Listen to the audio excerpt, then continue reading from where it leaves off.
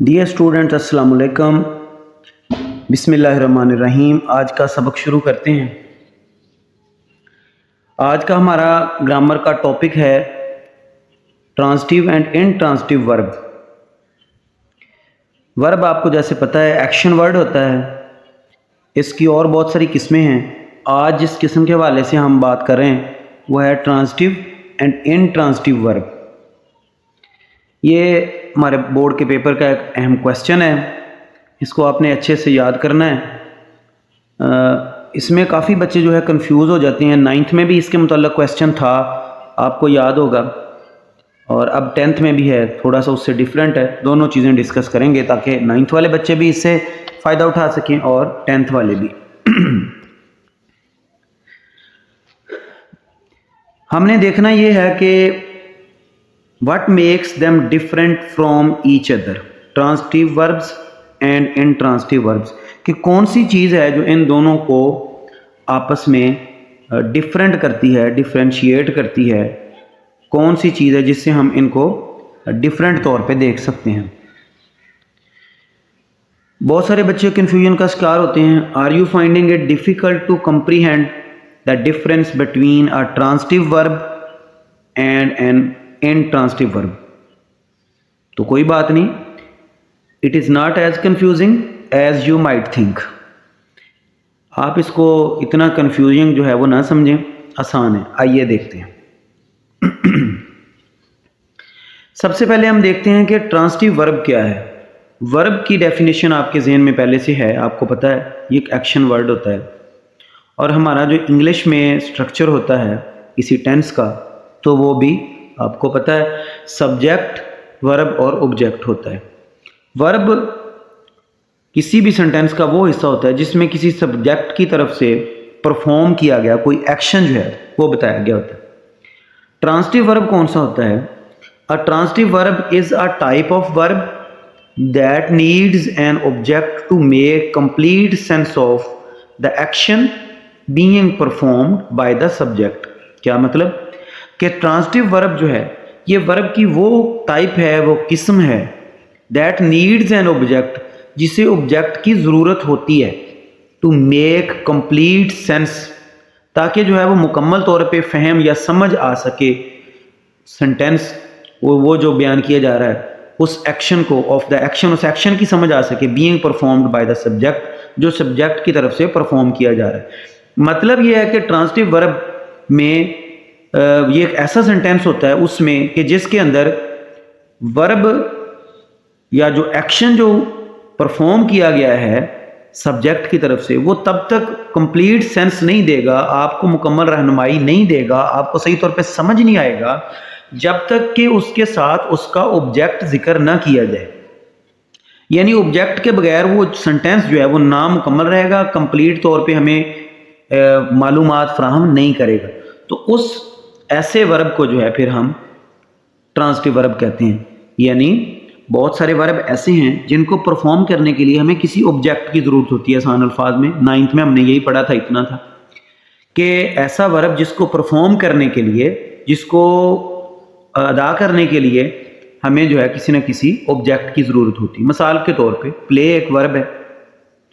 अब देखें, प्ले खेलना, खेलने के लिए आपको ज़ाहिर है किसी ऑब्जेक्ट की ज़रूरत है। आपको बैट की ज़रूरत है, आपको बॉल की ज़रूरत है, हॉकी की ज़रूरत है, या फिर किसी खेल का नाम, कोई ना कोई खेल आप खेलेंगे। तो प्ले खेलना एक ऐसा वर्ब है जिसके लिए किसी ऑब्जेक्ट की ज़रूरत होगी, तब जाके ये परफॉर्म होगा। ठीक है, इसके मैं कुछ ये सेंटेंस आपके सामने स्क्रीन पे है, ज़रा इनको देखें।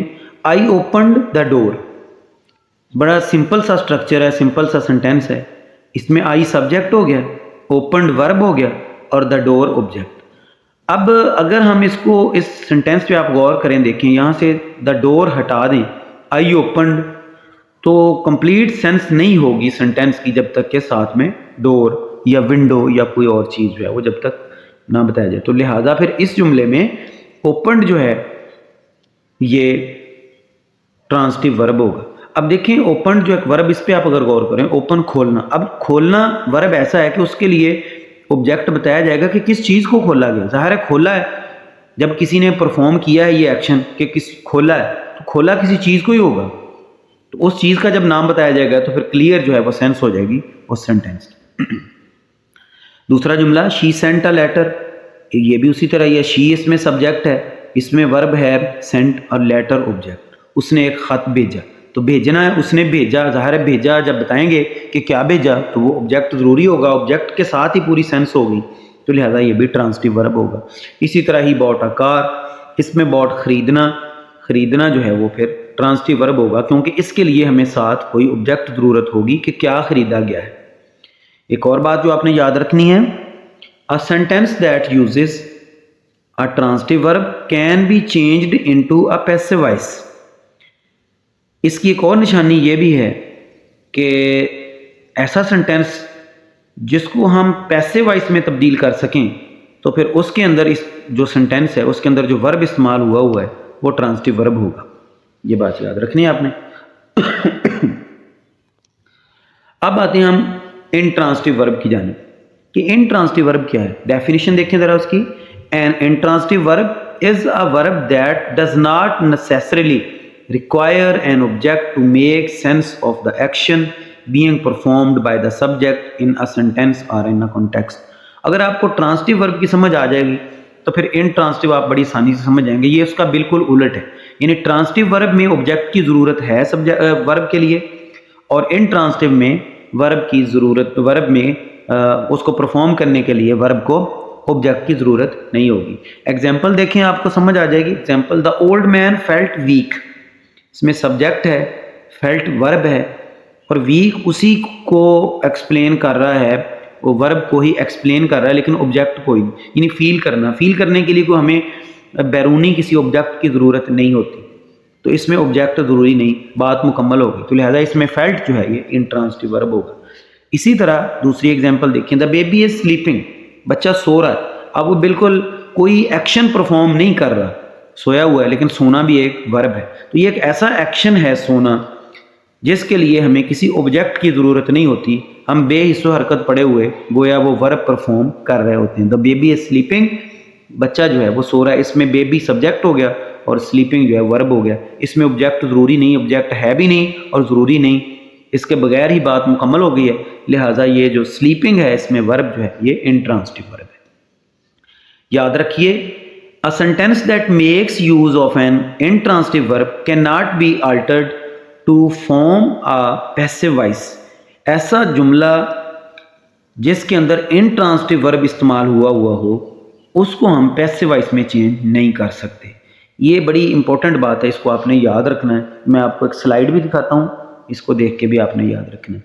ये हमेशा याद रखने वाली बात है, ख़ास तौर पे 10th क्लास वाले बच्चे, इस हवाले से आपने याद रखना है इसको, क्योंकि आपका जो पेपर में क्वेश्चन आएगा वो इसी तरह का इस हवाले से ही आएगा। आपने इस हवाले से भी उसको देख के फिर उसके ट्रांसिटिव होने या इंट्रांसिटिव होने का आपने डिसीजन करना है पेपर के अंदर। 9th में थोड़ा सिंपल आता है, उसमें जस्ट इसी हवाले से आता है कि अगर उसका ऑब्जेक्ट ज़रूरी नहीं है तो फिर वो ट्रांसिटिव है, अगर ऑब्जेक्ट ज़रूरी है तो फिर ट्रांसिटिव है, अगर ऑब्जेक्ट ज़रूरी नहीं है तो फिर इंट्रांसिटिव है। लेकिन 10th में जब सवाल आएगा तो उसमें थोड़ा सा डिफ़िकल्टी भी इस तरह की होगी, थोड़ी सी कॉम्प्लिकेशन होगी। आपने उसको इस हवाले से भी देख लेना है कि आया उसका पैसिव वॉइस बन सकता है या नहीं। तो ये भी याद रखने वाली बात है। इंट्रांसिटिव वर्ब जो होते हैं नेवर हैज़ अ डायरेक्ट और इनडायरेक्ट ऑब्जेक्ट, उनका कोई डायरेक्टली या इनडायरेक्टली ऑब्जेक्ट नहीं होता, और can not have a passive form, उनकी कोई पैसिव फॉर्म नहीं होती, वो हमेशा एक्टिव फॉर्म में ही होते हैं। इसी तरह ट्रांसिटिव वर्ब जो होते हैं ऑलवेज हैज़ अ डायरेक्ट और इनडायरेक्ट ऑब्जेक्ट, उनका कोई ना कोई जो है ट्रांसिटिव वर्ब का ऑब्जेक्ट जरूर होता है, डायरेक्ट या indirect. Can have a passive form, उनकी पैसिव फॉर्म बन सकती होती है। तो क्या पढ़ा आज हमने, उसको हम पूरा उसका खुलासा, आज की हमारे लेक्चर का कंक्लूजन क्या है।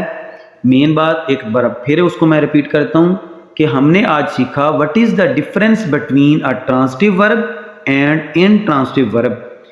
तो the main difference between a transitive verb and intransitive verb is that transitive verbs always require or demand an object। ये याद रख लें, transitive verb always require or demand an object।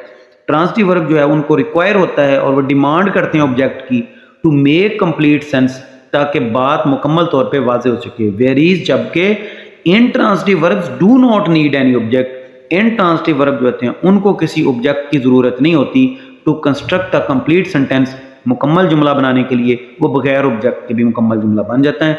I hope कि आपको अच्छी तरह समझ आ जाएगी और इस सवाल को आप पेपर में अच्छे तरीके से हल कर सकेंगे।